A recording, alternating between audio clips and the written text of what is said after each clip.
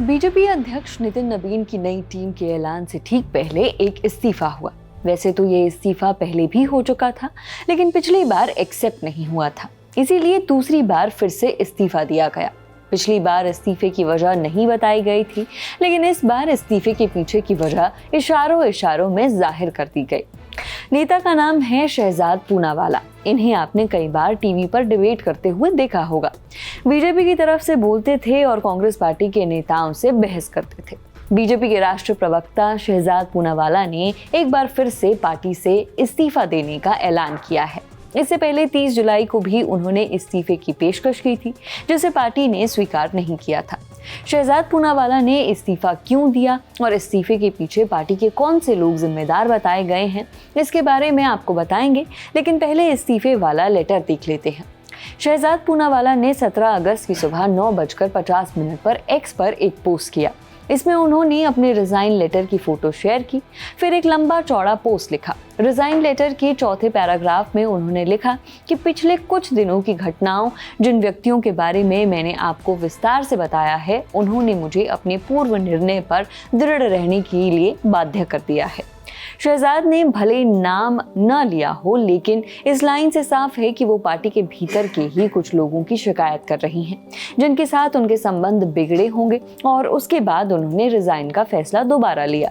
हालांकि कहने वाले तो ये भी कह रहे हैं कि शायद शहजाद को नितिन नवीन की नई टीम में शामिल लोगों के बारे में पहले ही पता चल गया था और नए लोगों की टीम में उनका नाम नहीं था, इसीलिए लिस्ट आने से पहले ही उन्होंने अपना इस्तीफा दे दिया।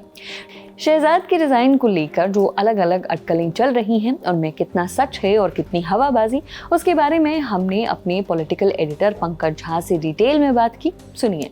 बीजेपी की नई टीम आने से कुछ देर पहले शहजाद पूनावाला ने प्रवक्ता के पद से ही नहीं बल्कि बीजेपी से ही इस्तीफा दे दिया, प्राथमिक सदस्यता से मतलब। और चिट्ठी में उन्होंने एक लाइन का जिक्र किया है कि पिछले कुछ दिनों में उनके साथ जो घटनाएं हुई, उसके बाद जो उन्होंने निर्णय लिया है, उस निर्णय पर वो बाध्य रहने को मजबूर हैं। मैंने उनसे इस बारे में बात की कि आखिर आपने इस्तीफ़ा क्यों दे दिया, क्योंकि तरह तरह की कहानियां बीजेपी के कैंप के अंदर से आ रही थी कि पिछले कुछ दिनों से वो अनकंफर्टेबल महसूस कर रहे थे, जब से खास तौर से जेपी नड्डा बीजेपी के राष्ट्रीय अध्यक्ष नहीं रहे, उनकी जगह नितिन नवीन आ गए। तो उन्होंने कहा कि नहीं, मैंने इस तरीके से जिम्मेदारी से हटने का फैसला 2024 के लोकसभा चुनाव के बाद ही ले लिया था, लेकिन तब अगर हटता तो फिर कहा जाता कि 240 पर ही रह गई बीजेपी। तो मैंने पूछा भी कि जब बंगाल में रिजल्ट आए और बीजेपी की भारी जीत हुई, तब भी आप ये फैसला कर सकते। तो उन्होंने कहा कुछ वजहों से ये फैसला टलता रहा और अब जाकर मैंने ये फैसला लिया क्योंकि मैं अब अपना काम यानी बिजनेस करना चाहता हूँ।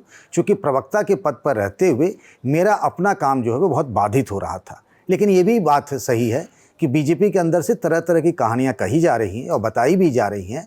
हालांकि उसके बारे में पुष्ट तौर पर नहीं कहा जा सकता, लेकिन ये बात ज़रूर है कि शहजाद पूनावाला प्रवक्ता के तौर पर जो काम कर रहे थे बीते कुछ सालों से, उसमें अब उनको उस तरीके की सहूलियत नहीं मिल रही थी। अब शहजाद बीजेपी से इस्तीफा देने के बाद आगे क्या करेंगे, इसके बारे में भी उन्होंने बताया।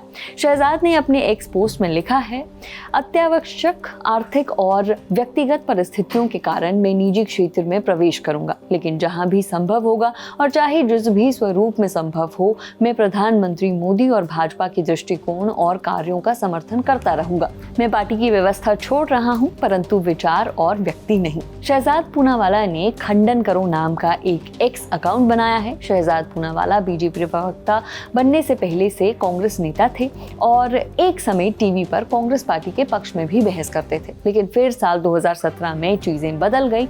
सबसे पहले उन्होंने कांग्रेस अध्यक्ष पद के लिए होने वाले चुनावों पर सवाल उठाए, उनमें धांधली का आरोप लगाया, कहा कि पूरा इकोसिस्टम राहुल गांधी को अध्यक्ष बनाने के लिए काम कर रहा है।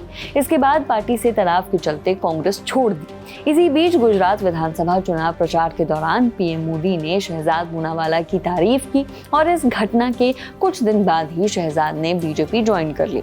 फिर बीजेपी के लिए टीवी डिबेट करने लगे, लेकिन अब बीजेपी से भी उन्होंने इस्तीफा दे दिया है। इस इस्तीफे के पीछे अब जो अटकलें चल रही थी, उसके बारे में भी हमने आपको बताया। शहजाद का खुद का पक्ष भी आपको दिखाया। अब आपको क्या लगता है कि ये इस्तीफा क्यों हुआ है, वो आप हमें कमेंट बॉक्स में बता सकते हैं। आपके लिए ये खबर लिखी थी हमारी साथी सुप्रिया ने। देखते रहिए दी ललन टॉक। शुक्रिया।